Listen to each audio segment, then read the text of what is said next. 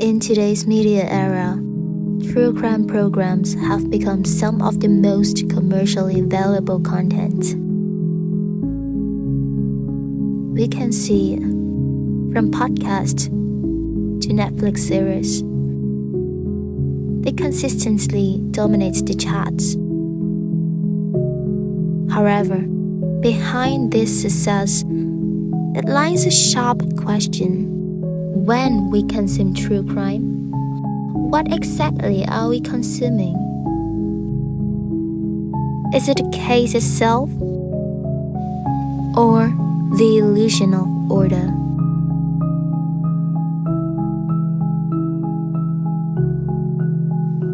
And in this paper, my topic is, this is what I call the painful right to narrate.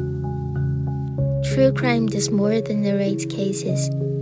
It sells the feeling that social order exists. Audience consumes tragedy as reassurance, because each narrative implies that society structures are still functioning.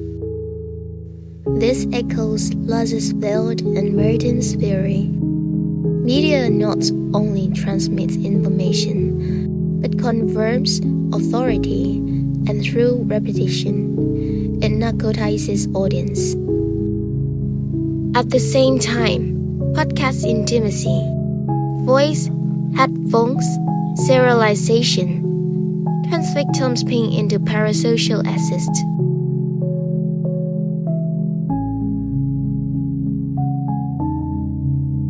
Berlin Hans, the medium is the message, applies here. The form itself shapes the ethical dilemma. Listener build emotional bonds with hosts during commutes or workouts. This intimacy is monetized by platforms as recurring revenue. Another feature of true crime is audience participation. Fan sleuthing reframes spectators as civic actors. But it also outsources investigative labor and extracts victims' data without consent. It may create secondary exploitation. This is the darker side of Jenkins' participatory culture. More importantly, platform industrial logic formats tragedy into bingeable arcs. Caldwell notes that industrial practices shape narrative choices, suspense, editing, advertiser demands. These all turn ethics into a production variable. In other words, victims' pain is repackaged within the industrial chain as a renewable content resource.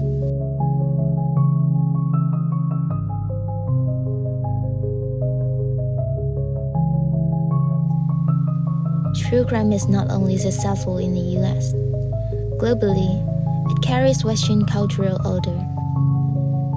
Iwabuchi argues that transnational media flows often carry cultural basis that overrides local ethics. When Netflix exports American cases worldwide, Western policing and courtroom theatrics become dominant narrative modes.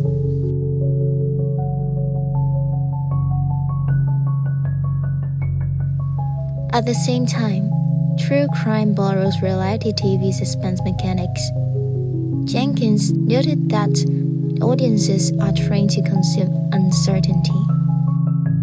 True crime works in the same way. Unresolved cases and ambiguous truth, they can maximize platform engagement. The consumption of true crime reveals the painful right to narrate. It challenges us. Do victims have the right to be forgotten?